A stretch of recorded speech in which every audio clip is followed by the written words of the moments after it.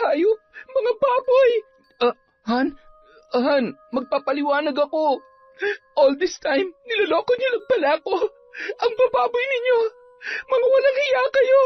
Han, nangyari lang naman ang bagay na to dahil inakit ako ng mama mo. Siya nagbibigay ng motibo. Han, please maniwala ka sa akin. Sinungaling, sabihin mo, ikaw ba ang ama ng tinadala niya? Ikaw ba? Anak, hindi ko sinasadya.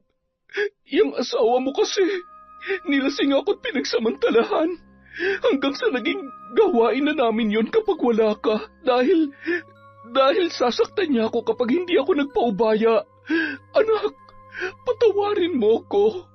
Talaga ba, Ma? Pareho pa kayo naguhugas kamay ngayon? Malinaw naman na ginusto niyo to. Kitang-kita na nag-e-enjoy kayong dalawa, hindi ba? Hindi ba? Han, huwag ka lalapit. Nanditiri ako sa'yo. Kinasusuklaman ko ang kababuyan ninyo. Taon 2008. Bacolod. Mahigpit na niyakap ni Ivy ang kanyang mama Ellie na mahigit 1 taon na niyang hindi nakakasama. Sa Maynila siya nanirahan ng ilang taon at ngayon ay umuwi na siya sa probinsya kasama ang kanyang asawang si Ryan para lubusin ng makasama ang kanyang mahal na ina. Salamat naman at napagdesisyonan niyo nang dito na manirahan sa atin mga anak. Hindi niyo lang alam kung gaano ko kasaya. Miss na miss ko na po kasi kayo, Ma. Mabuti naman at napapayag mo itong si Ryan, anak. Mahal na mahal ko po ang anak niyo, Ma. Lahat ng magpapasaya sa kanya, talaga namang ibibigay at susuportahan ko. Mabuti naman kung ganon. O siya, sige na't pumasok na tayo sa loob. Nagluto ako ng ginataan na pasayan. Paborito mo yon, hindi ba, Ivy? Oo naman po, Mama. Miss na miss ko na po ang mga luto ninyo. Han, tayo na sa loob. Nauna na sa pagpasok ang mag-ina at inakbayan pa ng ginang ang anak nitong nakahilig sa kanyang balikat. Si Ryan naman ay sumunod na rin sa dalawa. Napapangiti na lamang siya dahil manang-mana ang asawa niyang si Ivy sa nanay nito. Pareho nang maganda ang muka, pareho pang maganda ang hubog ng katawan. Maliksi at hindi mahahalatang mahigit 40 anyos na ang kanyang biyanang si Ellie. Mahilig kasi yung mag-ehersisyo at maalaga sa kanyang katawan. Mama, hindi kami magiging pabigat sa inyo. May nakuha na po akong trabaho last week pa. Nung nakausap ko si Mayor, kukunin nila ako bilang isa sa mga disaster response personnel ng ating munisipyo. At si Ryan naman, magtatrabaho din siya sa isang kumpanya sa bayan. Kaibigan din ni Mayor ang may-ari. Disaster response personnel? Anak naman, panlalaki lang ang trabaho na yan. Saka, baka mapahamak ka pa dyan. Mama naman, di ba ilang beses na ako nag-training nun? Kabisado ko na po ang mga kailangan gawin. Isa din sa mga pangarap ko ay yung ganitong trabaho. Mababaw man para sa iba pero gustong-gusto ko po kasi ang makatulong sa mga nasalanta ng mga sakunama. Ay sige, pero palagi ka mag-iingat anak ha? Oo naman po. Kumain na tayo, lumalamig ng pagkain. Hindi mo yata ginagalaw ang niluto mong paborito ni Ivy, Mama Ellie. Health conscious kasi yan si Mama, Han. Umiiwas sa mga mamantikang pagkain. Maalaga sa katawan si Ellie, mapili sa pagkain at palaging nag-e-ehersisyo na mahahalata naman sa magandang hubog ng kanyang pangangatawan. Idagdag na rin ang magandang muka na nagpapanatili sa kanyang alindog. Makalipas ang ilang linggo, nagkaroon ng landslide sa kabilang bayan kung kaya't kaagad na umaksyon si Ivy at ang mga katim nito. Han, mag-iingat ka doon ha. Hindi talaga ako napapanatag dyan sa napili mong trabaho eh. Huwag ka mag-alala, Han. Iingatan ko ang sarili ko. Masaya ako na isa ako sa mga re-responde doon. Magagamit ko na mga natutunan ko sa training namin. Huwag ka mag-alala. Pagdating ko doon, tatawag ako agad. Ginawaran na ng halik ni Ryan ang labi ng asawa saka mahigpit na niyakap. Nakangiti namang lumapit sa kanilang dalawa si Ellie. Mag-iingat ka sa unang sabak mo sa operation na yan, anak, ha? Kumalas naman sa pagkakayakap si Ivy sa asawa saka bumaling sa kanyang ina. Ma, habang wala ako, kayo na munang bahala sa asawa ko, ha? Sabi kasi ng mga kasamahan ko, baka abutin ng ilang araw ang pananatili namin dun sa nasalanta ng landslide. May mga huhukayin pa po kasi. Huwag ka mag-alala. Ako ang bahala sa kanya. Gabi na nang makauwi si Ryan galing sa trabaho. Pagod siya at medyo kumakalam na rin ang kanyang sikmura. Medyo nahihiya pa siya sa kanyang biyanan dahil hindi naman sila ganoon ka-close. Oh Ryan, dumating ka na pala. Kanina pa kita hinihintay para sabay na tayo maghapunan. Nauna na lang po sana kayo, ma. Nakakahiya naman po sa inyo. Naku, wala nang hiya-hiya. Halika na't baka lumamig pa ang pagkain. Ganadong kumain ang lalaki sa mga inihanda ng kanyang biyanan. Napagtanto niya na masarap talaga yung magluto. Manang-mana roon ang kanyang asawa. Sa loob ng 2 araw, si Ellie ang nag-aasikaso kay Ryan. Mula sa pagpaplansya ng mga damit, paglalaba at paghahanda ng pagkain. Salamat, ma, ha? Dahil sa inyo, para na rin akong inaalagaan ng asawa ko. Hindi na ako nahihirapan. Gigising na lang akong maliligo tapos kakain. Tapos pag uwi ko, handa na naman ang pagkain. Halos kayo na po ang gumagawa ng lahat dito. Naku Ryan, wala kang dapat ipagpasalamat. Anak na rin kita kaya obligasyon kong asikasuhin ka. Ay, siya nga pala, tumawag na ba si Ivy sa'yo? Hindi pa nga po eh. Nung nakausap ko siya, sabi niya baka hindi na muna natin siya makontak. Hirap daw po kasi ang signal dun sa lugar na pinuntahan nila. Ganoon ba? Mama Ellie, magpapaalam po sana ako. Mamayang gabi po, dadalo po ako sa birthday nung isa kong kasamahan sa trabaho. Baka mapasarap po ang inuman kaya umaga na po ako makakauwi. Sige lang Ryan, walang problema. Salamat po. Kinahapunan, nagulat si Ellie nang datnan si Ryan sa loob ng bahay na may kasamang isang lalaki. Kagagaling lang niya sa gym. Akala ko ba may lakad ka ngayon? Sumaglit lang po ako para magbihis. Siya nga pala, ma, si Ruben po. Kasamahan ko po sa trabaho. Magandang hapon po, ma'am. Parang Ryan, hindi mo naman sinabi sa akin na maganda pala ang biyanan mo. Oo naman. Maganda talaga yun si Mama Ellie, pare. Huwag niyo nga akong binobola. Hindi nakakatawa yan. Pasensya na po pero nagsasabi lang po ako ng totoo, ma'am. Napangiti na lamang si Ellie sa sinabing yon ni Ruben. Sanay na siyang makarinig ng ganoong mga komento mula sa iba. At nagagalak din naman ang kanyang puso. Mas lalong nadadagdagan ang kagustuhan niyang magpaganda. Hindi rin nakaligtas sa kanya ang malalagkit na titig ni Ruben. Halatang naakit ito sa kanyang alindog. Ma, alis na po kami. Baka po umagahin ako ng uwi, ha? Sige, mag-iingat kayo. Ryan? Po? Siguraduhin mo lang na birthday talaga yung pupuntahan ninyo, ha? Mama Ellie naman, syempre naman po. Good boy po ito. Alam ni Ivy yun. Ay nako, ma'am. Kapag may ginawang katarantaduhan tong si Ryan, ako na po mismo magsusumbong sa inyo. Uy, sip-sip. Sige na, ma. Alis na po kami. Kumaway pa si Ellie sa dalawa habang papalabas ng gate. Naulinigan niya pa ang pagpapahayag ni Ruben ng paghanga sa kanya sa kaibigan nito. Grabe, ang hot talaga ng biyanan mo, pare. Wala na bang asawa yun? Matagal ng byuda si Mama Ellie, pare. Napapailing na lang siya dahil mukhang interesado sa kanya si Ruben. Bagay na hindi niya nagustuhan. Saglit na nagmuni-muni si Ellie nang mag-ring ang kanyang cellphone na Nokia 1100 ang model. Hello? Ivy? Anak? Ma, pauwi na po ako. Ngayon lang nagkasignal ang cellphone ko kaya ngayon lang po ako nakatawag. Hindi ko po makontak si Ryan, ma. Naiwang naka-charge ni Ryan ang cellphone niya dito sa bahay, anak. Kaalis lamang niya. Umalis siya? Saan daw po pupunta? Birthday daw kasi ng kasama niya sa trabaho. Ano anak, uuwi ka na ba? Ako na lang ang susundo sa'yo dyan sa munisipyo. Sige ma, hihintayin ko na lang po kayo. Gamit ang sariling motorsiklo, Pinuntahan ni Ellie si Ivy sa munisipyo ng bayan. Malayo pa lang, natatanaw niya na itong nakaupo sa isang mahabang upuan, kausap ang isa sa mga kasamahan nito. Nang mapansin siya ni Ivy, kaagad din namang tumayo ang anak at nag-ayos ng mga gamit. Mukhang pagod ka, anak ka. Oo nga po pero ayos lang ma. Ang importante tagumpay ang mission namin at ligtas na nakalikas yung mga residente doon. Nahukay na rin yung mga natabunan ng gumuhong lupa.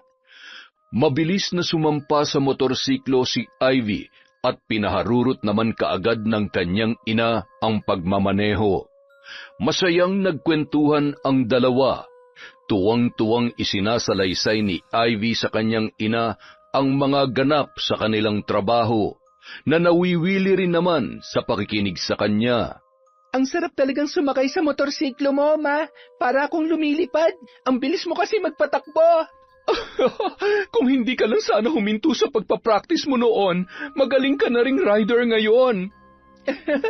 Ewan ko ba, ma? Simula nung natumba ako at nagkasugat sa tuhod, parang nawalan na rin ako ng ganang matuto sa pagdadrive. Na-trauma na yata ako. Mas gusto ko na lang na umaangkas na lang ako. Ma, naiihi na po ako. Tamang-tama. Magpapagas lang din ako sandali. May gasoline station dyan sa malapit.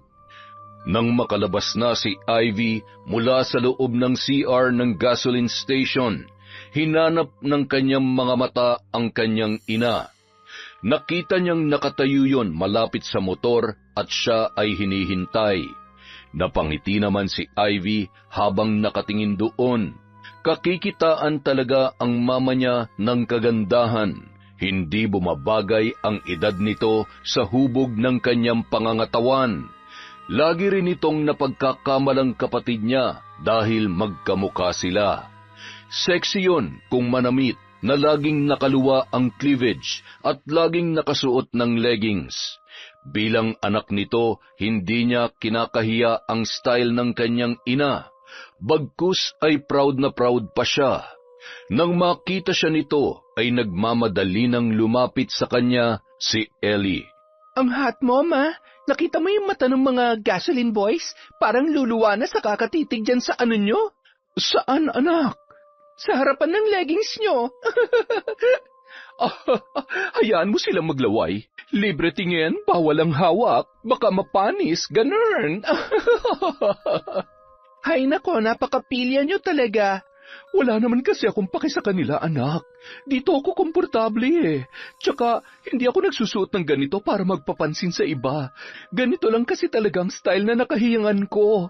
Nahihiya ka ba, anak? Kinahihiya mo ba ang estilo ni Mama? Nako, hindi po, ma. Proud na proud nga po ako sa inyo Kahit lamang na lamang kayo sa akin sa kaseksihan. Mama ko kaya kayo at mahal na mahal ko kayo. Salamat, anak. Mahal na mahal din kita mula ulo hanggang paa, pati buhok hanggang kuko. Mama naman Sa pagdating nila sa bahay, inasikaso ni Ellie si Ivy. Ipinaghanda niya yon ng pagkain. Si Ivy naman dumiretso sa kwarto para magbihis at panandaliang umidlip. Gabi na nang magising si Ivy, bumaba siya dahil sa kumakalam na ang kanyang sikmura. Hindi na kita ginising, anak. Alam ko na pagod ka. Kakain ka na ba? Iinitin ko na ang sabaw. Ma, anong oras daw po ba uuwi si Ryan? Naku, baka bukas pa, anak. Ayos lang ba sa'yo? Ayos lang po. Ang importante, mag-enjoy siya doon. Hindi ko naman siya pinagbabawalan sa mga ganyan. Malaki ang tiwala ko sa kanya, ma. Naku, anak. Payo lang.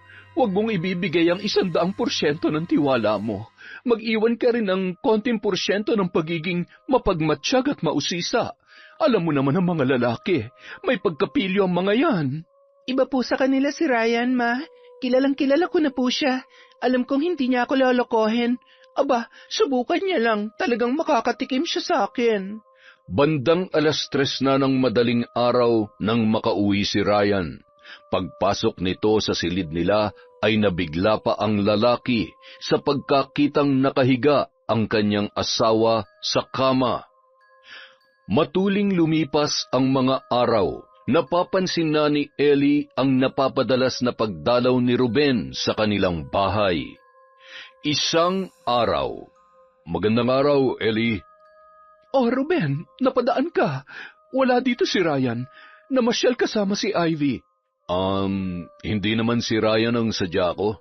Ikaw ang dinadalaw ko, Ellie. Dinadalaw? Wala naman akong sakit ah. Alam mo, Ruben, mas matanda ako ng ilang taon sa'yo, kaya naman pwede mo akong tawaging Tita Ellie. Hindi yung basta Ellie lang. Aba, parang nanay mo na kaya ako. Wala akong pakialam sa agwat ng edad natin, Ellie. Ang alam ko lang, ang nararamdaman ng puso ko para sa iyo ay totoo. Walang halong pagkukunwari. Ano? Ano bang pinagsasasabi mo dyan? Mahal kita, Ellie. Hindi mo ba nahahalata yun? Mahal? Nagpapatawa ka ba? Ha, Ruben? Handa kong patunayan ang pagmamahal ko sa'yo. Sabihin mo lang gagawin ko. Ellie, simula nung nakilala kita, hindi mo na ako pinapatulog na maayos. Lagi kang dumadalaw sa panaginip ko, gabi-gabi. Hindi naman kita minamadali. Handa akong maghintay. Ruben, pasensya ka na ha. Pero wala na akong panahon sa mga ganyan. Ine-enjoy ko na lang ang buhay ko. Ibaling mo na lang yung kahibangan mo sa iba, dun sa mas bata sa akin, sa mga kaedad mo. Makakaalis ka na, Ruben. Marami pa akong gagawin. Aalis ako, Ellie. Pero hindi ito nangangahulugang ititigil ko ng pagmamahal ko sa iyo. Handa ako maghintay kahit gaano pa katagal. Ang paglalahad ni Ruben ng kanyang damdamin kay Ellie ay hindi naging madali para sa kanya. Alam niya kung ano ang isasagot nito, pero handa siyang patunayan ang kanyang hangarin sa babae. Paring Ruben, ano yung nabalitaan kung nagtapat ka raw kay Mama? Pare, ngayon lang ako tinamaan ng ganito. Iba kasi ang dating ni Ellie. Tulungan mo naman ako, pareyo. Pasensya ka na, pre. Gustuin ko man tulungan ka, pero mababasted ka lang uli. Sabi kasi ni Mama Ellie, hindi niya kailangan ng lalaki sa buhay niya. Ano ba kasi nakita mo sa biyanan ko? Bulag lang ang lalaking hindi mapapansin ang kagandahan niya, pare. Gabi-gabi ko siyang pinagpapantasyahan. Alam mo ba yun? Ibang dating niya sa akin eh. Ano na lang kaya kung mahahawakan ko mismo ang katawan niya habang walang saplot? Buwang ka pala eh. Akala ko ba mahal mo? Mamanyakin mo lang pala. Ano ka ba? Kasama rin yun siyempre. Huwag mo sabihin ni minsan hindi sumagi sa isip mo mahawakan ang balakang niya at ang tambok ng kanyang puwet. Grabe, nakakatululaway pare. Ulul, gago ka talaga. Pare, alam naman natin ang mga kagaguhan nating dalawa. Hindi ko na itatago ang kamanyakan ko. Shh, pwede ba pare? Good boy ako dito. Good boy din naman ako ah. Good boy tayong dalawa sa harap ng iba. Gago, wag kang maingay. Sekreto malupit yun. Kitams, umamin ka rin? Isang araw na walang pasok si Ryan sa trabaho. Maaga siyang nagising para asikasuhin ang asawa. Siya na rin ang naghatid kay Ivy sa kanyang pinagtatrabahuhan. Pag-uwi, naisipan niyang magsibak ng kahoy para pagpawisan. Naghubad siya ng t-shirt matapos iayos ang mga sisibaking panggatong. Nag-unat-unat pa siya sandali bago sinimulan ang naisipang gawain. Pansin ni Ryan ang pares ng mga matang nakatitig sa kanya. Alam niyang kanina pa siya sinusundan ng tingin ni Ellie na tila ba namamangha sa kanyang kakisigan. Napangiti na lamang ang lalaki nang sulyapan niyang muli ang kanyang biyanan, na bigla na lamang ibinaling sa ibang bagay ang tingin. Mukhang kursunada ako ng biyanan kong to ah. Parang may pinapahiwatig yung mga titig niya. Makalipas ang ilang sandali, nakita niyang lumabas si Ellie sa kanilang gate. Base sa suot nito, mukhang magja-jogging ang babae. Nasa kalagitnaan na siya ng pagsisibak nang bumalik ang kanyang biyanan. Ma, akala ko ba magja-jogging kayo? Oo nga sana eh. Kaso, ewan ko ba, bigla na lamang ako nahilo. Ayos lang ba kayo, Ma? Ma? Biglang natumba si Ellie na kaagad namang nilapitan ni Ryan. Nahimatay ang babae. Nataranta naman si Ryan at hindi niya alam kung ano ang kanyang dapat gawin, kaya minabuti na lamang niyang buhatin yon at ipinasok sa loob ng bahay. Ma? Mama Ellie! Ha? Anong nangyari? Nahimatay po yata kayo saglit. Nahihilo pa rin ako. Pakikuha mo naman ako ng tubig, oh. Tumalima naman si Ryan sa utos ng biyanan. Pagbalik niya ay inisang lagok ng babae ang tubig na nasa basong ibinigay niya. Maayos na po bang pakiramdam niyo? Magpapahinga lang ako dun sa kwarto ko. Mawawala rin tong pagkahilo ko. Sobra na yata kayo sa pagdadayet. Baka gutom lang po yan. Aalalayan ko na po kayo. Baka matumba po kayo. At dahan-dahan nang inalalayan ni Brian ang kanyang biyanan hanggang sa paghiga nito sa kama. Kaagad na pumikit ang mga mata ng babae habang patihayang dumagan ang katawan sa malambot na higaan. Bahagya pa yung tumagilid kaya nalantad ang umbok ng dibdib nito na napakaputi. Nakasuot kasi yon ng V-neck na t-shirt. Hindi mapigilan ni Ryan na titigan ang maamong muka ni Ellie hanggang sa bumaba ang kanyang tingin sa matambok noong dibdib. Napatitig pa siya sa bumabakat na suot nitong leggings hanggang sa napalunok na lamang ang lalaki. Biglang nag-init ang kanyang pakiramdam. Agad siyang lumabas sa silid ng kanyang biyanan. Pumasok agad sa banyo at doon ay pinakawalan ang rumaragasang init mula sa kanyang kalooban. Lintik, nakaisa ka sa akin, Mama Elia. Ginising mo, natutulog na si Junior. Sa kanilang pananghalian, ipinagluto ni Ryan si Ellie. Hinatid niya pa sa kwarto ang pagkain na yun. Ma, kain na po. Saka inumin niyo na rin tong gamot na binili ko. Pampawala po yan ng hilo. Nagpasalamat naman sa kanya ang babae. Walang kaalam-alam si Ellie na pinagpapantasyahan na siya ng kanyang manugang. Isang araw, muling nagkaroon ng emergency. Kailangang manatili ni Ivy sa evacuation area ng mga nasalanta ng bagyo sa karatig bayan. 1 linggo o higit pa ang pananatili niya doon. Paano ba yan, Han? Mukhang matatagalan bago tayo makabuo nito. Lagi ka kasing umaalis eh. Tapos pagod ka rin lagi. Gusto ko na magkaroon ng anak, Han.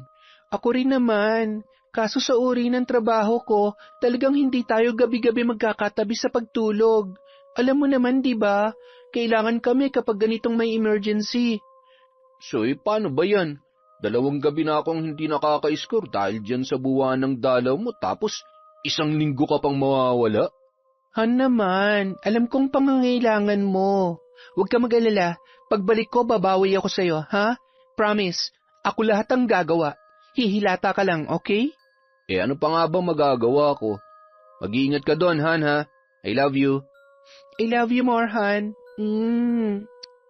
Samantala, kagagaling lang ni Ellie sa bahay ng kanyang kumare nang madatnan niya si Ruben at Ryan na nagiinuman sa kanilang likod bahay. Magandang hapon, Ellie. Ma, dito na muna kami magpapalipas ng oras ni paring Ruben, ha? Napaaga po ang out namin. Wala kasing overtime. Buti pa, Ellie. Samahan mo na lang kami dito para naman makapagkwentuhan tayo. Sige ba? Total, wala na rin naman akong gagawin. Yun! Oh, sa'yo na tong shot na to. Agad-agad? Kararating ko lang Hindi ba pwedeng huminga? Welcome shot mo lang yan. Sige na nga, hindi naman ako tumatanggi sa grasya. Sa bawat pagtagay na ginagawa ng tatlo, mas lalong lumalalim ang kanilang mga kwentuhan. Napuno sila ng tawanan hanggang sa nagkayayaan pa na magkantahan. Pumasok sila sa loob ng bahay at doon ay binuksan ang karaoke. Nag-e-enjoy ang tatlo, papalit-palit sa paghawak ng mikropono habang damang-dama ang kinakanta, hanggang sa nauwi na sa sayawan. Pare, 10:00 na pala. Curfew na. I-off na natin ang karaoke. Baka masita pa tayo ni Kapitan. Uuwi na rin ako, paring Ryan. Ellie, baka hinahanap na ako sa bahay. Ay, sige pare, hindi na kita pipigilan. Baka hindi na naman tumigil sa pagtatalak yung ate mo. Sasabihin na naman nun na pasaway akong kapatid. May sakit na nga si nanay, puro pag-inom pang inaatupag ko. Sige na, mauna na ako ha. Ingat ka sa pagmamaneho, Ruben. Siyempre naman, Ellie, para sa'yo, iingatan ko ang buhay ko. Ay sus, ang corny mo. Lakad na pre, baka mabatukan ka pa ni Mama Ellie. Nang makaalis na si Ruben, pumasok na ang dalawa sa loob ng bahay. Matutulog ka na ba, Ryan? Kayo ba? Matutulog na po ba kayo? Hindi pa ako inaantok eh. At saka may mga beer pang hindi nabubuksan. Palagay ko, nauuhaw pa ako. Aba, magkakasundo tayo dyan ma. Ituloy na natin ang inuman. Panay ang kwentuhan ng dalawa hanggang sa makaubos na sila ng tig-3 pang bote. Wait lamang, Ryan. Naiihi lang ako. Sige lang ma. Makakapaghintay naman ng baso. Paggewang-gewang na nagtungo sa CR si Ellie. Hilong-hilo na siya dulot ng tama ng alak. Makatapos na makaraos ay bumalik na siya sa sala. Kapansin-pansin na rin ang pagkaduling ni Ryan. Ngingising-ngisi pang naglalakad papalapit si Ellie, ngunit bigla siyang natisod. Dahilan upang matumba siya sa nakaupong si Ryan. Sakto namang sumadsad ang kanyang muka sa pagkalalaki nito at naramdaman niya ang paggalaw noon. Naku, pasensya ka na, Ryan. Hindi ko na makontrol ang galaw ko. Akmang tatayo na sana siya nang dumukwang si Ryan at mabilis siyang hinawakan nito ng mahigpit. Nang una ay tila pumalagpas si Ellie, ngunit kalaunan ay unti-unti na rin siyang bumigay, hanggang sa tinangay na sila ng kanilang mga nag-aalab na damdamin, patungo sa mundong sila lamang dalawa ang tao, kapwa uhaw at nananabik sa katawan ng isa't isa. Ilang beses na naganap ang mainit na tagpo sa pagitan nilang dalawa ng gabing yun. Wala silang pakialam sa paligid. Ang tanging nanaig lamang sa kanila ay ang kagustuhang makaraos ng paulit-ulit. Ibang klase yung performance mo ma. Ang lupit mo. Simula kasi nung mamatay ang asawa ko, ngayon lang ulit ako nakatikim ng lalaki. Kapwa hinihingal habang nakangiti, magkayakap pa sila hanggang sa dalawin na sila ng antok. Ang salang yon ang tanging saksi sa mga kaganapan ng gabing yon. Kinabukasan, nagising si Ellie na masakit ang kanyang ulo.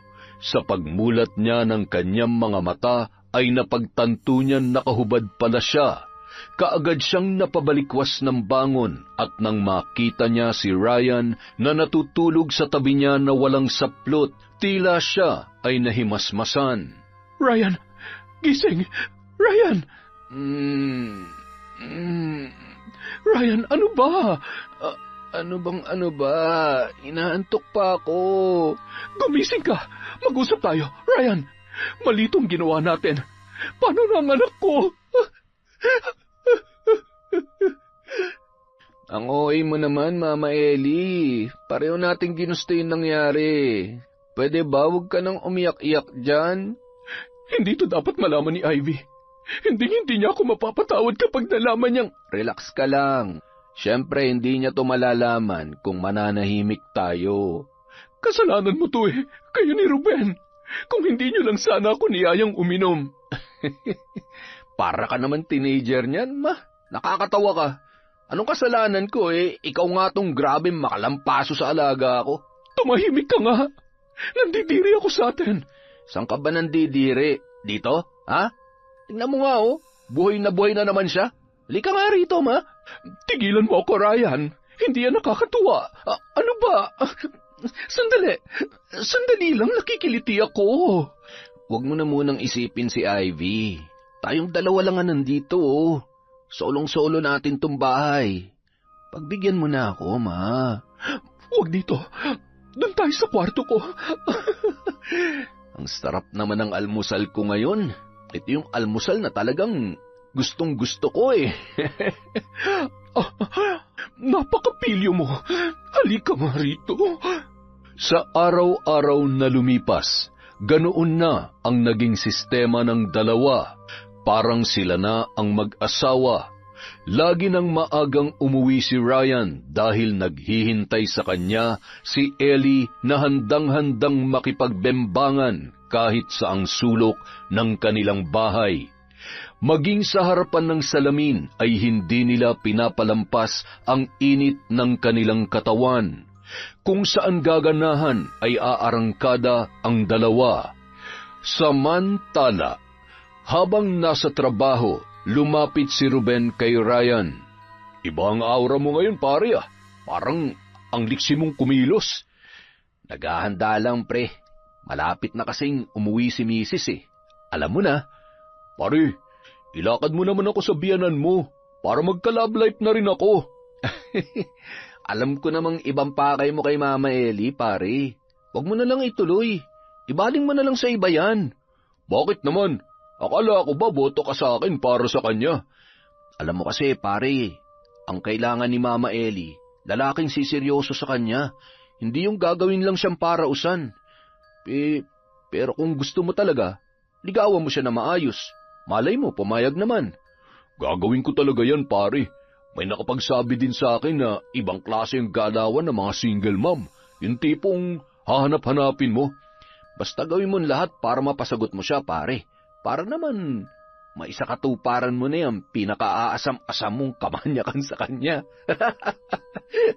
Samantala, may isang matandang babae ang biglang natumba sa evacuation center na kinaroroonan ni Ivy. Mabuti na lamang at mabilis niyang nasaluyon kaya hindi nabagok ang ulo. Nay, ayos lang po ba kayo? Pasensya ka na, Ineng. Bigla lang kasing nalabo ang paningin ko eh. Huwag na po muna kayo maglakad-lakad. Nanghihina pa po ang katawan ninyo. Hali po kayo dito. Aalalayan ko po kayo hanggang sa higaan ninyo. Dumugo na naman ang sugat ninyo, oh. Sandali lang po at papalitan natin yan ng bandage. Ang bait mo naman, Ineng.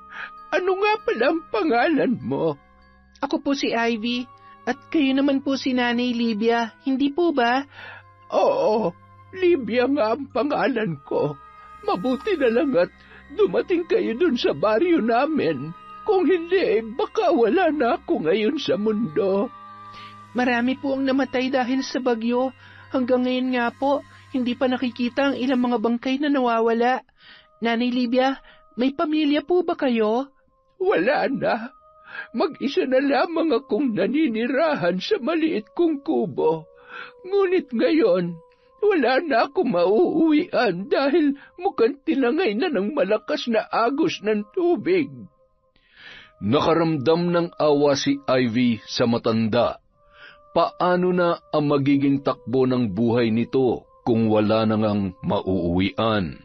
May awa po ang Diyos, Nay. Hindi niya po kayo pababayaan. Alam mo, Ineng, noon pa man ay hindi ko na nararamdaman ang pagmamahal ng sinasabi mong Diyos. Pinabayaan niya na ako. Pinarusahan kahit wala naman akong ginagawang kasalanan. Ano po ang ibig niyong sabihin? Simula pagkabata, nabuhay na ako sa masalimuot na mundo. Walang pagmamahal. Lagi akong sinasaktan ng sarili kong pamilya. Kaya naisipan kong maglayas hanggang sa nakilala ko ang asawa kong si Kanor. Biniyayaan kami ng anak. Akala ko ay dun na mapuputol ang aking kasawian dahil mula nun dumating sila sa buhay ko, naging masaya ako, naging kumpleto. Pero Sa hindi inaasahang pagkakataon, kinuha silang dalawa sa akin. Nagkasakit sila at hindi na nalunasan, kaya nauwi sa kanilang kasawian. Walang paglagyan ng sakit na naramdaman ko noon, at magpahanggang sa ngayon ay dala-dala ko pa rin ang hinanakit sa Panginoon. Hindi na itago ng matanda ang nararamdaman sa pagkukwento ng mapait na nakaraan. Napaiyak na lamang ito. Ang nahahabag naman na puso ni Ivy ang nag-udyok sa kanya para yakapin ang matanda. Ikinalulungkot ko po ang nangyari. Hayaan niyo po, hanggang nandito ako, hindi ko po kayo pababayaan, Nay. Salamat, Ineng. Maraming salamat sa iyo. Mayroong naganap na pagpupulong sa pagitan ng team ni Ivy. Makalipas ang 1 linggong pamamalagi nila roon, ipinaalam sa kanila na pwede na silang umuwi. Pero kung may gustong magpaiwan ay mas makabubuti naman. Mas pinili ni Ivy ang manatili pa sa evacuation center. Kailangan niyang alagaan pa si Nanay Libia. Mahina pa rin kasi ang matanda at ayaw niyang iwan yon sa ganoong sitwasyon. Napamahal sa kanya ang matanda. Araw-araw naman siyang tumatawag sa asawa't ina para mangumusta. At sa araw ding yon, ipinaalam niyang hindi na muna siya makakauwi dahil sa marami pa siyang dapat asikasuhin. Hindi pa raw makakauwi si Ivy, Ryan. Oo nga, nabanggit niya rin sa akin kanina. Di mabuti. Mas mapapaligaya pa natin ang isa't isa. Nakukonsensya na ako sa anak ko. Ako rin naman kaso hindi ko mapigilang mahumaling sa iyo, Ma. Mas mahal na nga yata kita kaysa sa kanya. Siya nga pala, liligawan ka raw ni Ruben. Sasagutin mo ba siya? Lokong to? Siyempre hindi. Aba, dapat lang. Dahil akin ka lang. Akin ka lang. Ang bango mo naman. Bagong paligo, Always naman ako mabango. Mas pinabango ko lang ang sarili ko ngayon kasi alam ko na mamimiss mo ako. Ilang oras ka rin nasa trabaho kaya alam ko na hindi ka na makapaghintay. Siyempre naman. Mamaya na tayo maghapunan, ha? Ibang gusto kong kainin ngayon At lumipas pa ang 1 linggo. Ang mga residenteng naging biktima ng bagyo ay nakabalik na sa kanilang baryo. Si Nanay Libia naman tinulungan ng lokal na pamahalaan para mapatayuan ng kubong masisilungan. Sa tulong na rin ni Ivy. Nanay Libia, ngayong maayos na po ang kalagayan ninyo at may masisilungan na rin kayo, wala na akong alalahanin pa. Mapapanatag na akong uuwi sa aking pamilya. Maraming salamat, Ivy. Sana hindi mo ako makalimutan. Pagkatatandaan mong laging bukas itong aking munting kubo para sa'yo. Huwag po kayong mag-alala. Dadalaw-dalawin ko po kayo kapag nagkaroon ng oras at hindi masyadong busy sa trabaho. Isasama ko rin po ang asawa ko para makilala ninyo. Mukhang miss mo na ang asawa mo. Napapansin kong palaging siya na lamang ang bukang bibig mo nitong mga nakaraang araw. Sobra po. Unang beses kasi naming nagkalayo ng ganito katagal. Gustong-gusto na magkaanak ni Ryan kaso hindi pa rin kami nabibiyayaan, Nay. Hindi pa siguro ito ang tamang panahon, Iha. Siguro nga po. Nako, paano ba yan, Nay? Magpapaalam na po ako. Mukhang ako na lang ang hinihintay ng mga kasamahan ko. Mag-iingat po kayo palagi. Ingatan yung kalusugan nyo, Nay Libia, ha? Paalam po. Paalam, Ivy. Huwag mong kalimutang dumalaw. Mag-iingat ka. Masayang kumaway si Ivy sa matanda habang tumatakbo papunta sa naghihintay na sasakyan. Sabik na rin siyang makita ang asawa at ang inang 2 linggo niyang hindi nakasama. Pagdating niya sa bahay, napansin niya kaagad ang closeness ng dalawa. Madalas na nagtatawanan at tila kampanteng-kampante na sa isa't isa. Masaya naman siya dahil lubusan ng nagkasundo ang kanyang asawa at ina. Dati kasi, alanganin ang mama niya kay Ryan dahil baka raw lolokohin lang siya nito. Pero ngayon, nararamdaman niyang lubos na ang tiwala ng kanyang ina sa kanyang asawa. Han, tikman mo to. Ako nagluto niyan. Nagpaturo ako kay Mama Ellie para may maihanda akong masarap na pagkain pagdating mo dito. Nag-abala ka pa, Han. Salamat ha. Alam mo anak, nung wala ka, maraming naikwento si Ryan tungkol sa inyo dun sa Maynila. Yun na ang naging bonding namin, ang magkwentuhan tungkol sa mga naging karanasan ninyo. Sobrang namiss ka namin, anak. Namiss ko rin naman po kayo, Ma. Kaso nga lang, hindi ako pwedeng basta umuwi eh. May inasikaso kasi akong matanda doon na hindi ko maiwan-iwan. Mabuti na lang at maayos ng kalagayan niya ngayon. Mabuti naman kung ganon. Ay, sige na, kain na anak, para makapagpahinga ka na. Pagkatapos kumain, nauna nang umakyat si Ivy sa kwarto nilang mag-asawa dahil si Ryan na ang nagboluntaryong maghuhugas ng pinggan. Ma, pakiabot nga po nung lagayan ng sabon para dito sa mga pinggan. Iniabot naman yon ni Ellie sa paraan na may pagdadabog. O bakit nagdadabog kayo, Ma? Hindi ako nagdadabog. Anong hindi kitang-kita naman. Ano bang problema? Naiinis lamang ako. Ngayong nandito na ulit siya, magiging malamig na naman ang mga gabi ko. Asus, nagtatampo pala tong minamahal kong Mama Ellie. Huwag ka mag-alala. Dadalaw-dalawin naman kita. Huwag ka lang maglak ng pinto. Ayos ba? Pangako yan, ha? Oo naman. Ako pa ba? Makalipas ang 2 buwan, natataranta si Ellie na kinausap si Ryan habang wala si Ivy. Ryan, buntis ako. Ano nang gagawin natin? Ano? Sigurado ka ba dyan, ha?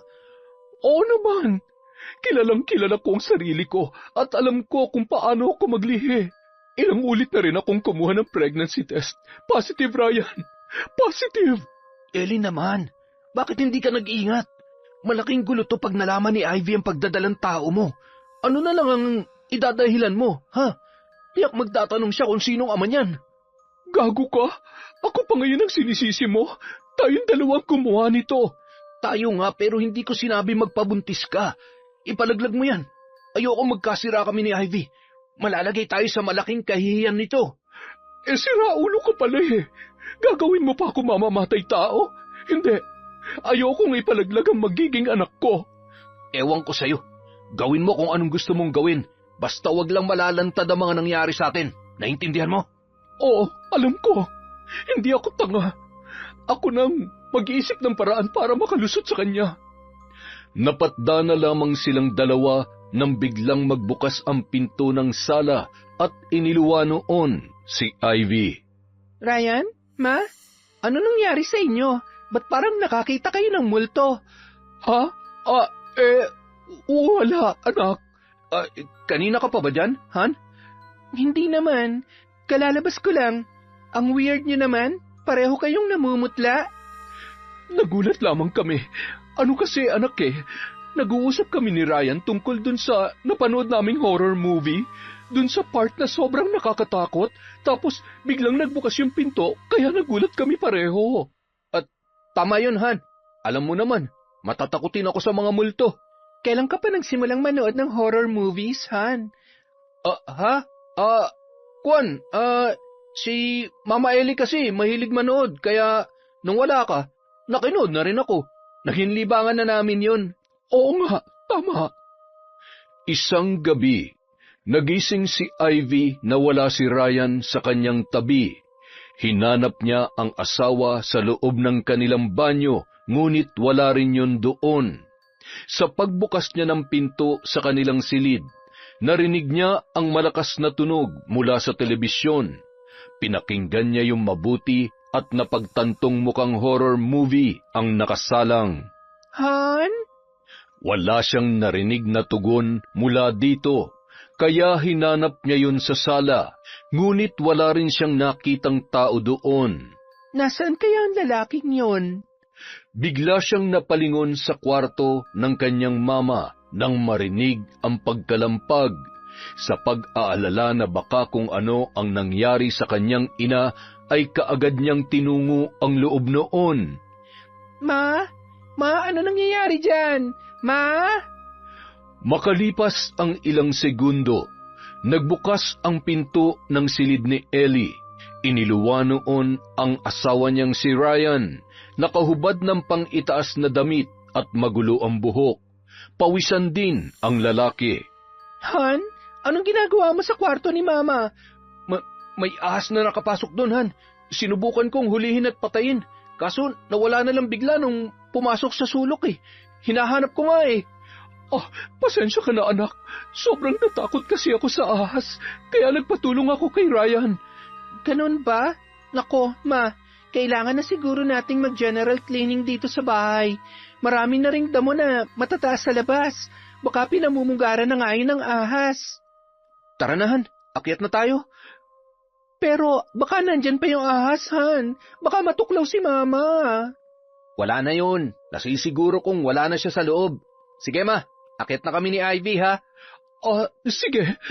Pakipatay na lamang yung TV, mga anak. Bago tumalikod si Ryan kay Ellie, kumindat pa ito sa babae.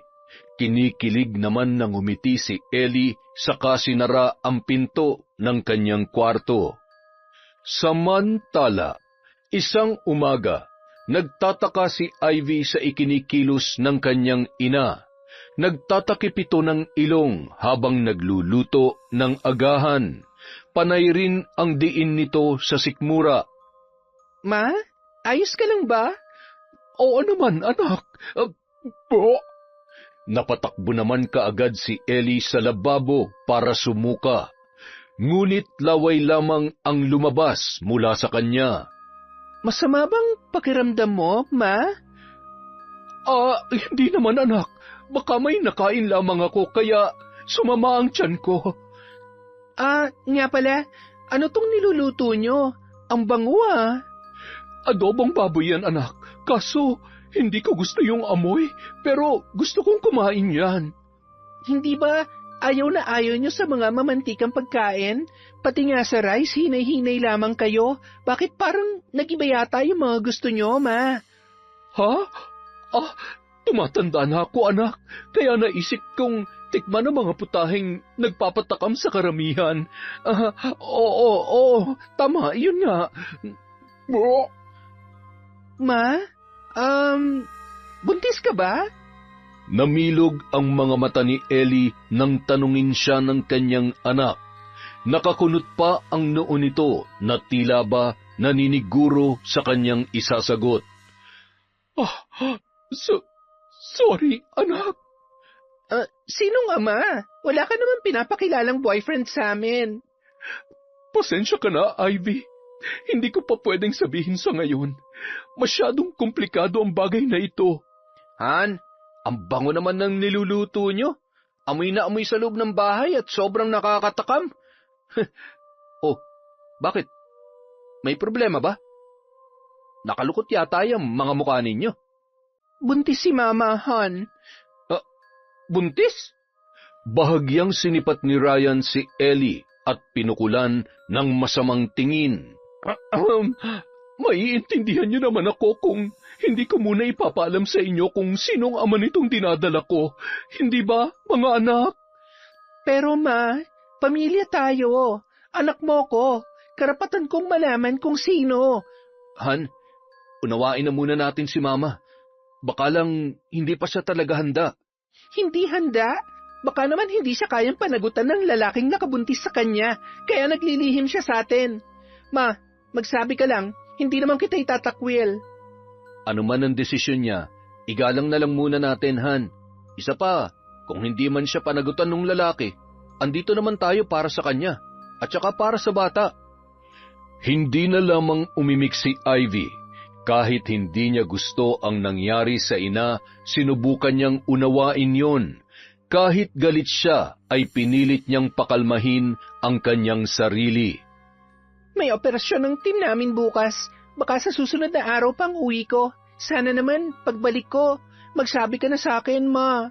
Ipakilala mo na sa akin kung sino man ang taong yon. Kung ano man ang bumabagabag sa'yo, ipagsawalang bahala mo na lang. Ang gusto ko lang naman ay, ang mapubuti ka, Ma. Kinabukasan, hindi mapakali si Ivy pagdating niya sa kanyang area. Hindi niya maipaliwanag ang nararamdaman. Naroong parang lalagnatin siya at binabayo ng kaba. Ivy, mukhang wala ka sa mood ah. Mabuti pa, huwag ka na lang munang sumama sa operation natin ngayon. Magpahinga ka na muna sa inyo. Baka kung ano pa mangyari sa iyo dun kapag ka tumuloy ka. Kaya ko naman, sir. Kaso parang may pumipigil sa akin eh. Kaya nga umuwi ka na muna sa inyo. Mas mabuti na yung safe ka, kasamang pamilya mo. Maraming salamat po, sir. Bandang tanghali na nang makauwi si Ivy sa kanila. Tahimik ang buong paligid. Ngunit nakasisiguro siya na hindi pumasok sa trabaho ang asawa niya dahil nasa parking pa ang motorsiklo nito. Ang bumabayong kaba sa dibdib ni Ivy ay naroon pa rin. At sa puntong yon, pakiramdam niya ay mas lalong lumalakas ang pagkabog noon. Dahan-dahan siyang pumasok sa loob ng bahay. Pinakiramdaman niya ang buong paligid. Saglit siyang napahinto sa paglalakad nang may mahagip ang kanyang tenga na mga ungol na nagmumula sa silid ng kanyang ina. Biglang napakunot ang noo ng babae. Malakas ang kutob niya na naroroon ang lalaki ng kanyang ina, kaya dahan-dahan siyang lumapit sa pintuan at idinikit ang kanyang tenga. Hindi nga siya nagkakamali. Base sa mga ungol na naririnig niya ay may ginagawang kahalayan ang Mama Ellie niya sa loob ng kwarto. Ngayon malalaman ko na kung sinong lalaki mo, Mama. Hindi mo na ito maitatago sa akin. Malakas ang loob niyang pinihit ang seradura ng pintuan. Nais niyang makita kung sino ang lalaki na kinahuhumalingan ng kanyang ina. Subalit tila binuhusan siya ng malamig na tubig nang tumambad sa kanyang harapan ang asawa at ang kanyang ina na hubot-hubad habang naglalaro ng apoy sa ibabaw ng kama. Mga hayop! Mga baboy! Han, magpapaliwanag ako! All this time niloloko niyo lang pala ako! Ang bababoy niyo! Mga walang hiya! Han, nangyari mga bagay nito dahil inakit ako ng mama mo. Siya nagbibigay ng motibo. Han, please, maniwala ka sa akin! Umigkas ang palad ni Ivy sa mukha ni Ryan. Isang malakas na sampal ang gumulantang dito. Sinungaling! Sabihin mo! Ikaw ba ang ama ng dinadala niya? Ikaw ba? Anak, hindi ko sinasadya. Yung asawa mo kasi, nilasing ako at pinagsamantalahan. Hanggang sa naging gawain na namin kung wala ka. Dahil sinasaktan niya ako kung hindi ako magpapaubaya. Anak, patawarin mo ko. Talaga ba, Ama? Pareho pa kayo naghuhugas kamay ngayon? Malinaw naman na ginusto niyo to. Kitang-kita naman na nag-e-enjoy kayong dalawa, hindi ba? Hindi ba? Han! Huwag kang lumapit! Nandidiri ako sa inyo! Kinasusuklaman ko ang kababuyan ninyo! Malakas na ibinalya ni Ivy ang pintuan, habang naiwan naman ang dalawa sa loob na nakatigagal. Katulad sa mga nag-uunahang mga luha ni Ivy ang bilis ng kanyang paghakbang papalayo sa kanilang bahay. Parang pinagsakluban siya ng langit at lupa nung mga sandaling yun. Tuloy-tuloy lang ang kanyang paglalakad habang napupuno ng matinding sakit ang kanyang damdamin. Nang makakita ng isang punong kahoy, huminto siya roon upang sumilong sa lilim. Wala siyang pakialam sa mga dumaraang sasakyan, maging sa mga taong napapatingin sa kanyang gawi. Humahagulhol siya ng husto, habang yakap-yakap ang sariling nakaupo sa malaking ugat ng puno. Hindi niya alam kung ano ang gagawin.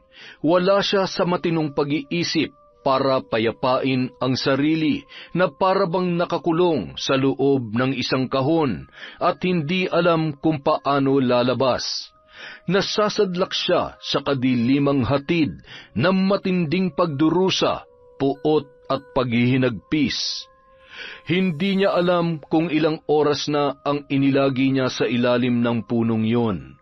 Ngunit nang mapagtantong sumasapit na ang takip silim, nagpasya na siyang puntahan si Nanay Libia sa kabilang bayan.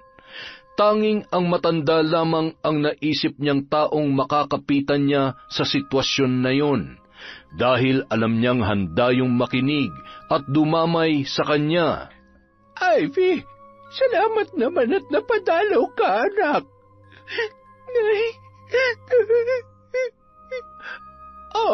ano nangyari? Halika sa loob. Pag-usapan natin kung ano yung pinagdaraanan mo ngayon. Kasabay ng masaganang luha, ikinwento niya sa matanda ang lahat ng kanyang natuklasan. Inilahad niya kung gaano siya nasasaktan dahil sa kataksilan ng kanyang sariling ina at asawa. Ngayon ko lang po napagtagni-tagni ang lahat, Nay. Minsan ko na silang nahuli pero napaniwala nila kung may nakapasok lang na ahas sa kwarto ni Mama. Kaya nandoon din sa loob si Ryan. Ang tanga-tanga ko. Ahas pala ni Ryan na nakapasok sa butas ni Mama. Umiyak ka lamang, anak. Ibuhos mo lang ang lahat ng sakit na nararamdaman mo para makapag-isip ka ng maayos kung ano ang magiging sunod mong hakbang. Nang gabing yon, si Nanay Libia ang naging kandungan ni Ivy. Ang lahat ng gusto niyang sabihin sa asawa at sa ina ay sinabi niya sa matanda. Inilabas niya ang lahat ng kanyang sama ng loob sa pamamagitan ng pag-iyak at pagsigaw. Habang si Nanay Libia naman nakikinig lang sa kanya, panay hagod sa kanyang likuran. Umiyak lang siya ng umiyak hanggang sa ang kanyang mga mata ay kusa ng napagod at kalaunay pumikit para matulog. Paggising niya kinabukasan, namumugto ang kanyang mga mata. Wala siyang ganang kumilos, nanatili lamang siyang nakahiga habang nakatitig sa kisame. Ivy, anak, kumain ka na. Makakasama sa kalusugan mong malipasan ng gutom. 9:00 na ng umaga, wala pang laman yan tiyan mo. Hindi po ako nagugutom, Nay. Wala na akong ganang kumain. Nawalan na ako ng gana sa lahat ng bagay. Ay, sige. Pero kapag nakaramdam ka ng gutom, may magsabi ka lamang, ha? Nanay Libia, ano kaya ang magandang gawin para makaganti ako sa kanila? Makakaya mo bang pasakitan ng dalawang yon? Walang kapatawaran ang ginawa nila sa akin. Sobrang sakit. Sarili kong inaas ang aking asawa. Ang lalaking pinagkakatiwalaan ng husto, minahal, siya rin palang wawasak sa aking pagkatao. Kung ako man ang nasa sitwasyon mo ngayon, hinding-hindi rin ako makakatulog. Kung hindi ako makakaganti, paano sila magagantihan, Nay? Para maranasan nila ang sakit na pinalasap nila sa akin. Nadudurog ang puso ko kapag nakikita kitang umiiyak ng ganyan. Parang tunay na kitang anak. Huwag ka mag-alala. Gagawa ako ng paraan para maranasan nila ng doble ang mga paghihirap mo. Ano po yun? Paano po? Ako na ang bahala. Sa ngayon, magpalakas ka. Nang sa ganun ay makita mo ang kanilang pagbagsak. Samantala, nagtatalo naman sina Ryan at Ellie sa loob ng bahay dahil sa mga nangyari. Kung hindi ka lang sana nangati kahapon, hindi sana malalaman ni Ivy ang namamagitan sa atin. Ba, ako pa talagang idiniin mo? Bakit? Sino ba sa atin ang naunang nagmalinis? Hindi ba ikaw? Kasalanan mo ton lahat. Kung sinunod mo na lang sana ang sinabi kong ipalaglag ang batang yan, di sana, hindi nalaman ni Ivy na buntis ka. Ang bobo mo kasi. Ganon. Ako pa ang bobo. Hoy, kung gumamit ka lang sana ng kondom, wala sanang batang mabubuo dito sa sinapupunan ko. Hoy, Ellie, huwag mong ipasa sa akin ang katangahan mo. Baka nakakalimutan mong parausan lang kita. Mas mahal kong asawa ko kaysa sayo. Anong sinabi mo? Bingi ka ba? Ang sabi ko, parausan lang kita. Hindi kita mahal. Naintindihan mo? Isang malakas na sampal ang dumapo sa pisngi ni Ryan. Nanginginig sa galit si Ellie dahil sa mga sinabi nito. Buong akala niya ay siya ang pipiliin ng lalaki. Dahil sa makailang ulit na siya nitong sinabihang mahal na mahal siya, higit pa kay Ivy. Walang hiya ka! Pinaasa mo lang pala ako! Bakit? Sino ba ang siseryoso sa'yo? Akala mo ba may magmamahal ng totoo sa isang matandang katulad mo? Kahit pa sabihin maganda ka at sexy, hindi mo pa rin mapapabata ang edad mo. Umiiyak si Ellie habang binabayo ng suntok ang dibdib ni Ryan. Pilit naman siyang tinutulak ng lalaki, ngunit hindi siya nagpapatinag. Sa galit ni Ryan dahil sa mga pinaggagawa niya rito, napagbuhatan siya nito ng kamay. Pinagsusuntok siya ni Ryan at makailang ulit na tinadyakan. Ngayon, malinaw na ba sa'yo? Na kahit kailan hindi kita pipiliin? Katawan mo lang ang habol ko. Hindi ko pinangarap na bumuo ng pamilya kasamang isang matandang katulad mo. Ambisyosa. Wala nang nagawa pa si Ellie nang lisanin ni Ryan ang kanyang pamamahay. Humagulhol na lamang siya sa isang sulok dahil sa natamong sakit dulot ng pambubugbog nito.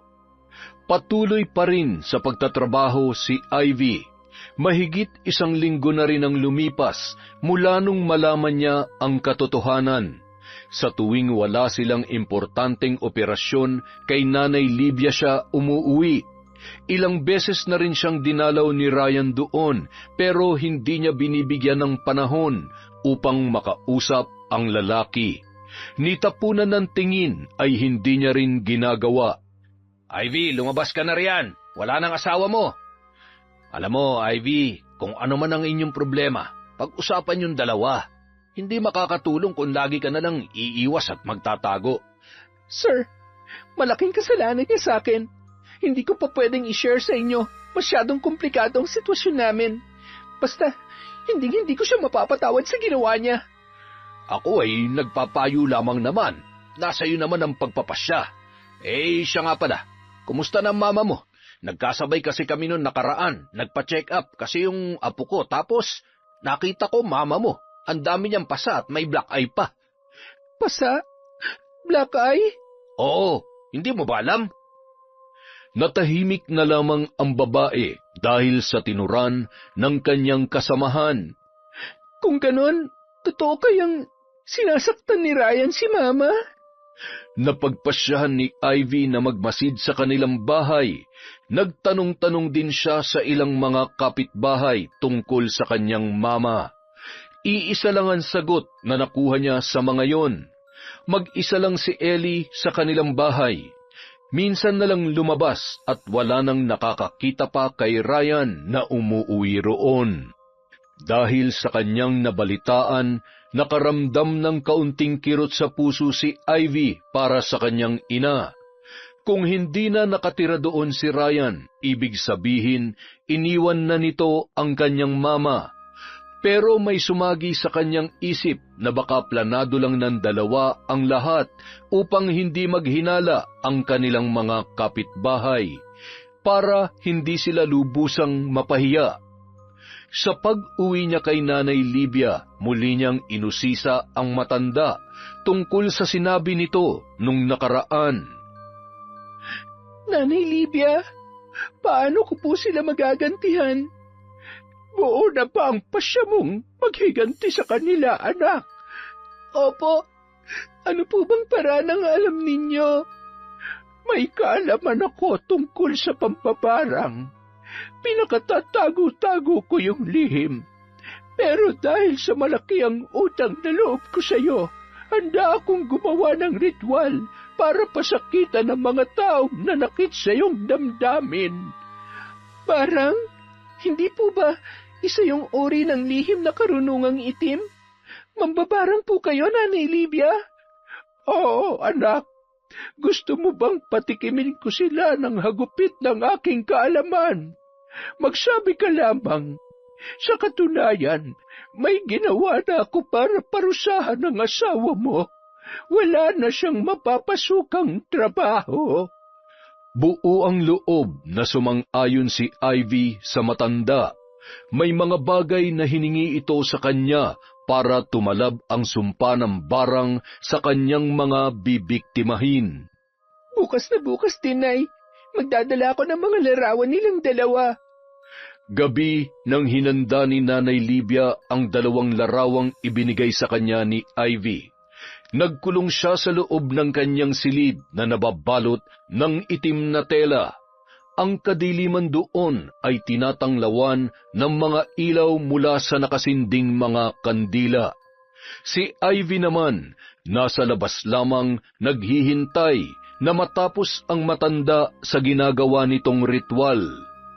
Makalipas ang 1.5 oras, lumabas na si Nanay Livia, nakangiti na lumapit kay Ivy. Makakaganti ka na rin sa wakas, Ivy.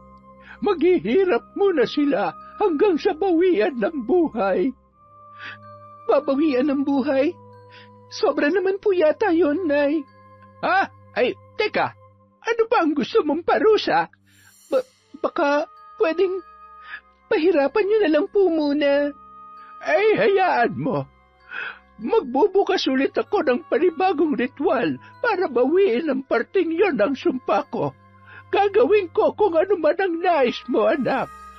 Samantala, impit na napahiyaw si Ellie nang makaramdam ng matinding pananakit ng kanyang ulo. Hindi niya maipaliwanag ang sakit na nagmumula sa ilalim na parabang nabibiyak yun. Hindi na niya mabilang kung ilang beses siyang dumaing at sumigaw. Nang hihina na siyang nagpagulong-gulong sa sahig habang nakahawak ang 2 kamay sa kanyang ulo. Humalo na rin ang kanyang mga pawis sa mga luha na naglalandas sa kanyang muka. Sa kabilang banda, sa inuupahang silid ni Ryan ay makikita ang mga bote ng alak na nagkalat sa sahig. Kasalukuyan siyang nakikipag-usap sa kanyang kaibigan na si Ruben. Ibang klase rin pala yung kapilyuhan mo, pare. Pati biyanan mo, tinira mo. Alam mo pare, ikaw na nga nagsabi na nakakaakit siya, hindi ba? Saka, sinunod ko lang naman ang init ng katawan ko. Pero, ayoko makulong sa kanya, pre. Mas pipiliin ko pa rin ang bata kong asawa. Dahil kahit hindi na ako magtrabaho, alam kong mabubuhay niya ako. Siyempre, malakas pa siya at bata pa. Tsaka madiskarte yun. Kung hindi lang kita kaibigan, nabatukan na kita eh. Alam mo namang kursunada ko yung biyanan mo. Pero, nangyari. Ano nang plano mo ngayon? Gusto kong magkabalikan kami ni Ivy, pare. Wala naman akong babalikan pa sa Maynila. Saka, kailangan ko siya. Lalo na ngayon, natanggal na ako sa trabaho. Wala akong ipon, pre. Lubog pa sa utang. Saan ako kukuha ng pambili ng mga luho ko? Ikaw kasi, kasalanan mo naman talagang lahat kung bakit nangyayari to sa'yo. Natanggal ka sa trabaho dahil baka nalaman na ni Mayor na ginagago mo si Ivy. Balita ako, pinagalaw na niyang lahat ng mga koneksyon niya para hindi ka na makuha sa trabaho. Kaya nga kailangan ko makausap si Ivy. Kailangan magkaayos kami. Oh, ano nangyayari sa'yo, paring Ryan? Bakit may lumalabas na putik dyan sa bibig mo?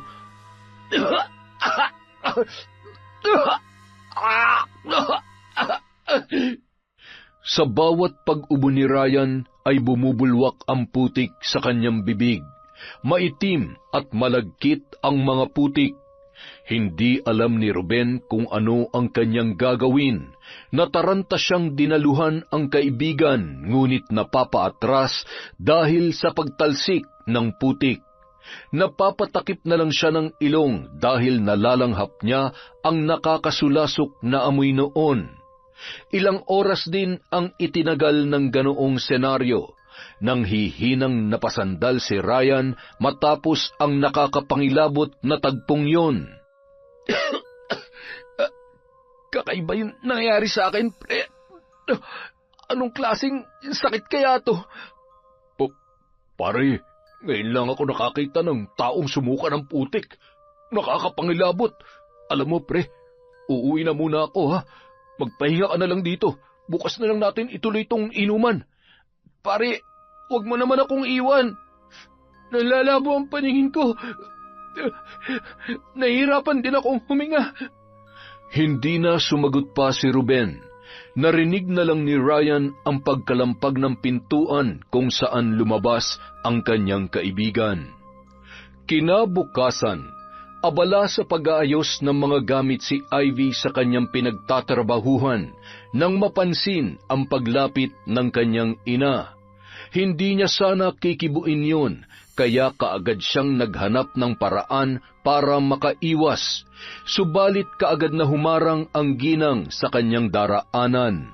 Anak, mag-usap naman tayo, oh. Akmang lalagpasan niya na sana ito, ngunit hinawakan siya ng babae ng mahigpit. Anak, alam kong nagkasala ako sa iyo at sobra akong nagsisisi sa mga nagawa ko. Ang unang nangyari sa amin ni Ryan ay bunga lang ng tama ng alak. Kinausap ko siya, sabi ko, mali ang nagawa namin. Pero, imbis na magsisi siya, inulit-ulit pa niya ang kasalanang yon. Siyempre, sa pahintulot ko rin. Hindi ko ito sinasabi sa iyo para magmalinis o kung ano pa man. Ang gusto ko lamang ay malaman mo ang katotohanan. Pilit na pinipigilan ni Ivy ang namumuong luha sa kanyang mga mata habang nakikinig sa mga sinasabi ng kanyang ina. Akala ko minahal niya ako. Ilang ulit din niya kasing sinabi yon. Ilang ulit na ipinadama sa akin na espesyal ako para sa kanya at nakahihigit sa iyo. Hanggang sa nahuli mo kami at doon ko nalaman na isa lang pala akong parausan para sa kanya. Dahil ikaw pa rin ang pinipili niya, anak. Sinaktan niya ako. Nadurog ang puso ko sa pag-iwan niya sa akin. Siguro karma ko na rin yon dahil sa panloloko ko sa sarili kong anak. At saan mo naman nakuha mga pasa at black eye mo? Na nakita ng kasamahan kong nakasabay mo dun sa ospital. Si Ryan, siya may gawa noon. Binugbog niya ako para ipamukha sa akin na isa lang akong laruan para sa kanya at hindi dapat seryosohin. Mabuti na lamang at hindi naapektuhan ng baby ko. Sinasabi mo ba yan para makuha mo ang kapatawaran ko? O sinasabi mo lang yan para magmukha kang kaawa-awa sa paningin ko? Anak, hindi kita pinipilit na maniwala sa akin. Sinasabi ko lamang ang totoo. Alam kong galit ka pa rin at hindi pa naghihilom ang sugat dyan sa puso mo. Ang gusto ko lamang, malaman mo ang katotohanan, anak, na isa lang akong biktima ni Ryan. Napaikot niya ako sa kanyang mga palad. Napaniwala sa matatamis niya mga salita na akala ko ay totoo. Pinagsisisihan ko ang nagawa kong panloloko sa iyo, Ivy. Kung wala ka nang sasabihin, makakaalis ka na. Marami pa akong gagawin. Laylay ang mga balikat ni Ellie na lumisan sa harapan ni Ivy. Alam niyang hindi pa siya kayang patawarin ng nag-iisa niyang anak. Habang tinatanaw ang inang papalayo, tila mayroong kumirot sa puso ni Ivy, dahilan upang mag-unahang tumulo ang mga luhang kanina niya pa pinipigilan. Bakit mo nagawa sa akin to, Ma? Bakit? Habang nag-aabang na masasakyan si Ivy, natanawan niya ang pamilyar na motorsiklong humaharurot ang takbo papunta sa kanya. Gusto niyang iwasan yon, ngunit huli na ang lahat dahil nasa tapat niya na ang lalaki at mabilis na bumaba si Ryan sa kanyang sinasakyan. Han, kausapin mo naman ako. Sige na, gusto ko magkaayos tayo. Magkaayos? Pagkatapos ng kababuyan mo, ang kapal naman ng pagmumukha mo, Ryan. Nagawa mo akong lokohin sa sarili naming pamamahay at ang pinakamasakit pa, sarili kong inang kasama mo sa pagtataksil sa akin. Sa palagay mo ba magkakaayos pa tayo? Kailangan mo maniwala sa akin, Han. Kailangan kita ngayon. Baon na ako sa utang. Wala na akong trabaho. Ano na lang ang gagawin ko? Di ba kayo naman na nagmamahalan ni Mama? Doon ka humingi ng tulong sa kanya. Ikaw ang mahal ko, Han. Natukso lamang ako sa mama mo dahil wala ka nung nangangailangan ako ng init sa malamig na gabi. Han, please, maniwala ka naman sa akin. Mahal mo ako? Naririnig mo ba yung sinasabi mo? Kung mahal mo ako, bakit mo ako niloko? Bakit nagawa mo akong saktan? Na halos madurog na ang buong pagkatao ko. Wala akong pakialam kung natukso ka sa kahit na anong dahilan. Ang punto dito, nagtaksil ka. Manloloko, sinungaling. Ano ba, Ivy? Bakit hindi mo maintindihan na kailangan kita ngayon? Sa totoo lang, pinakasalan lang naman kita dahil maganda ka eh. Trophy kita sa harap ng mga barkada ko. Wala naman talaga akong nararamdaman para sa iyo eh.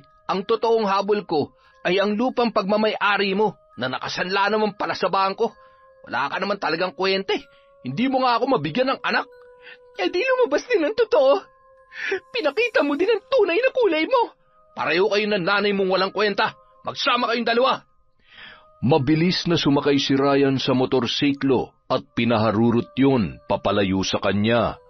Naiwan naman si Ivy na punong-puno ng galit at nababalot ng pait. Habang nakasakay sa jeep, isang babae ang kumalabit sa kanya.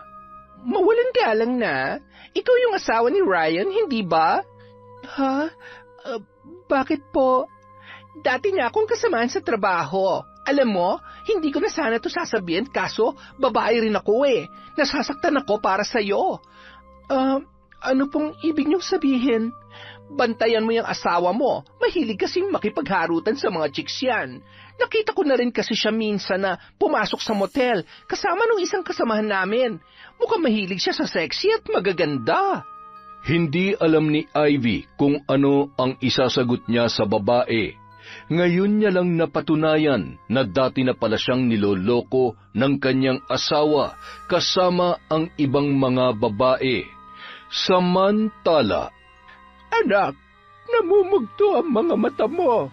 Anong nangyari? Nanay Livia, kinasusuklaman ko si Ryan. Gusto ko siya magdusa hanggang sa mamatay siya. Namumuhi ako sa kahayupan niya. inilahad ni Ivy ang lahat ng kanyang mga nalaman sa matanda habang patuloy ang kanyang pagluha. Nalugmok siya ng husto dahil sa sakit na dulot ng kawalang hiyaan ni Ryan. Tahimik lang na nakikinig si Nanay Livia, ngunit hindi rin nakaligtas sa mga mata ni Ivy ang galit na nararamdaman nito para sa lalaki. Humanda siya. Ngayong gabi, dadanasin niya ang sakit na walang katumbas. Isusumpa niya ang araw na isinilang pa siya sa mundo. Ang kasawian ng iyong puso ay siya ring kasawian ng kanyang buhay. Ipaparanas ko sa kanya ang parusang nagmumula sa isang mambabarang. Samantala, muling nagpakalunod sa alak si Ryan. Hindi niya alam kung paano lulutasin ang kanyang problema sa pera. Wala na nga siyang pantustos sa kanyang bisyo ay nawalan pa siya ng pag-asa na magkabalikan sila ni Ivy. Ryan, tanga-tanga mo. Bakit ka ba nagpadala sa bugso ng damdamin? Sabi mo tuloy kay Ivy ang lahat. Ano ka ngayon?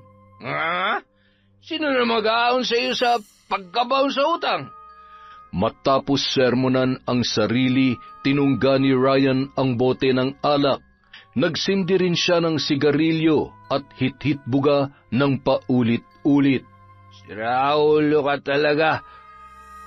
Hoy, bakit bigla na brown out, ha? Sa gitna ng dilim, naramdaman ni Ryan na parang binuhusan siya ng maraming maliliit na insekto sa buong katawan. Nangati siya ng husto na halos mapagulong na sa sahig dahil doon. Damang-dama niya ang paggapang ng mga insektong hindi niya makita kung anong uri. Pinagpag niya ang sarili ng paulit-ulit, ngunit tila hindi naman nababawasan ang mga insektong nanalasa sa kanya. Bisit, ano na naman ang mga to? Wala siyang tigil sa pagpagpag nang biglang bumalik ang ilaw. Kaagad niyang sinipat ang sarili at napagtantong wala namang gumagapang na mga insekto. Ay, lasing na siguro ako. Ano ba itong iniinom ko, ha? Hindi na ako bibili nito, akala mo? Ay, mabuti ba makatulog na nga lang? Sa kalagitnaan ng kanyang pagtulog, biglang naramdaman ni Ryan ang marahang pagsakal sa kanya na nagdulot ng sunod-sunod na pag-ubo. Bigla siyang naalimpungatan, sapu-sapu ang dibdib na bumangon. Makaraan ang ilang saglit, suminghut-singhut siya sa paligid. Nagtataka kung bakit nakakalanghap siya ng amoy ng nasusunog na kandila. Luminga siya sa 4 na sulok ng kanyang silid para siguruhin kung may kandila nga ba roon. Ngunit wala naman siyang makita. Nanuot ang amoy noon sa kanyang ilong, dahilan upang siya ay mahirapan huminga. Leche, ba't ito nangyayari sa akin? Bakit parang...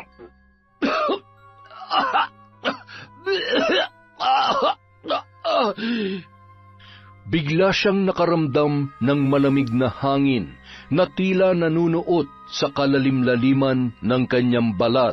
Sa sobrang lamig noon, nanginig na ang buo niyang katawan. Putek, tinatarangkasi yata ako, ah.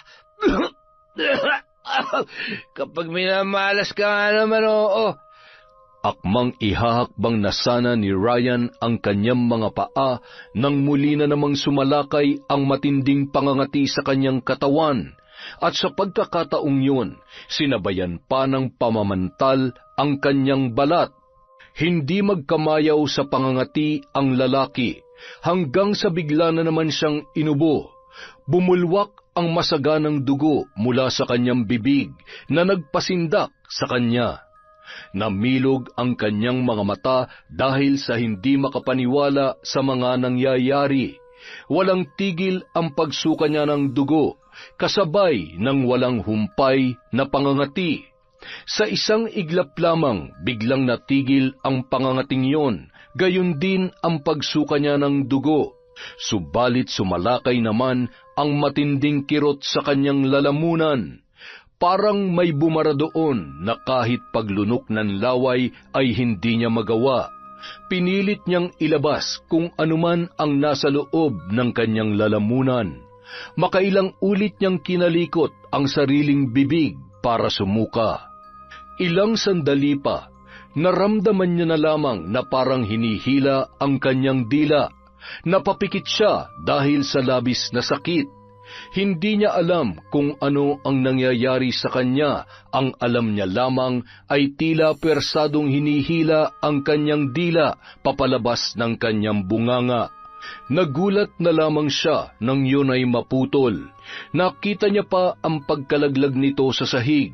Pumulandit ang masaganang dugo na pumuno sa kanyang bunganga. Ilang sandali pa, bigla na lamang nanikip ang kanyang dibdib. Nasapo niya yun at mahigpit na hinawakan.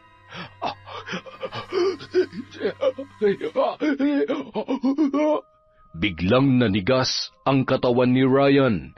Pagkatapos ay nagkikisay. Sindak na namulagat ang kanyang mga mata hanggang sa tuluyan na siyang binawian ng buhay. Samantala, Isinugod naman si Ellie sa ospital ng kanyang mga kapitbahay. Humingi na kasi ito ng tulong dahil hindi na niya makayanan pa ang matinding pagsakit ng kanyang ulo. Halos gabi-gabi na lang siyang napupuyat dahil doon. Sa kubo naman ni Nanay Libya, seryoso ang matandang nakaharap kay Ivy. Tapos na, anak. Tinapos ko na si Ryan. Wala nang lalaking nagpahirap sa'yo ng gusto. Hindi ka na niya masasaktan pa. Salamat, Nay. Kahit papano masaya na ako. Patawarin mo ako, Ryan. Hindi sana tayo humantong sa ganito kung nagpakatino ka lamang. Iyak mo lamang yan. Hayaan mo magluksa ang iyong puso. Ang mahalaga ay nakaganti ka na. Nanay Libya, si Mama po. Nakatanim pa rin ang barang sa kanya, anak. Nay, maaari ko bang hilingin na pakawalan mo na siya? Sapat naman na siguro ang pagkamatay ni Ryan para makaganti ako sa kanila. Oo naman, anak. Alam mo, kahit bali-baliktarin mo man ang mundo, ina mo pa rin siya. Utang mo pa rin sa kanya ang iyong buhay. Hindi ko pa siya mapapatawad sa ngayon, Nay. Galit pa rin ako sa kanya, pero ayaw ko siyang mamatay. Madadamay pa ang nasa sinapupunan niyang wala namang kasalanan. Matuling dumaan ang mga buwan.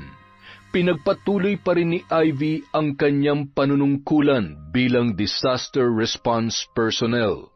Masaya siyang paglingkuran ang mga taong nangangailangan ng kanyang tulong. Hanggang isang araw, habang siya ay namamalengke, nakasalubong niya ang inang si Ellie. Malaki na ang tiyan nito. Ivy, anak? Kabuwanan niyo na ba? Ang laki na niya na. Oo, anak. Malapit na akong manganak. Mabuti naman at nagkita tayo. Kumusta ka na? Heto, pilit na bumabangon sa lahat ng mga unos na dumating sa buhay ko. Mauna na ako. May aasikasuhin pa ako. Mabilis na naglakad si Ivy. Akala niya hindi na siya masasaktan kapag nakita niya pa ang ina. Nagkamali pala siya dahil bumalik na naman ang sakit na kanyang nararamdaman noon. Anak, sandali lamang. Hinabol ni Ellie ang kanyang anak para sana humingi ng tawad, pero nakita niya ang paparating na truck sa direksyon ni Ivy. Mukhang hindi yun napansin ni Ivy dahil parang naglalakad ito na wala sa sarili. Ivy, anak! Malakas na itinulak ni Ellie ang babae papunta sa gilid ng daan, subalit siya naman ang nabangga ng sasakyan. Masyadong mabilis ang mga pangyayari. Nakita na lamang ni Ivy ang inang duguan na nakahandusay sa kalsada. Ma! Pagdating sa ospital, naghihingalong humingi ng tawad si Ellie sa kanyang anak. Anak, sana'y mapatawad mo si Mama, ha? Mahal na mahal kita, Ivy. Anak ko. Saka na tayo mag-usap paglabas mo ng operating room, ma. Hihintayin kita. Magpakatatag ka para sa akin at para sa baby. Ilang oras din ang hinintay ni Ivy bago nakausap ang doktor na nagsagawa ng operasyon sa kanyang ina. Pagkatapos ay nanlulumo siyang napaupo dahil hindi na naisalba pa ng mga doktor ang kanyang nanay. Pero nagawa naman nilang iligtas ang sanggol. Sa paglipas ng mga taon, si Ivy na ang kinilalang ina ng batang ipinanganak ni Ellie. Wala na siyang balak na ipaalam dito kung ano ang totoo nitong pagkatao. Mahal na mahal niya ang kanyang kapatid at si Nanay Libya ang naging katuwang niya sa pagpapalaki ng bata na pinangalanan niyang Ellie. Yon! Isa na naman pong malupit na kwento. Pasensya na po kayo. Marami pong ginagawa si Enteng ngayon. Sa susunod na po ang ating shoutout. Babawi po ako. Pasensya na po. Salamat. Salamat. Salamat. Salamat. Salamat. Salamat. Salamat. Salamat. Salamat.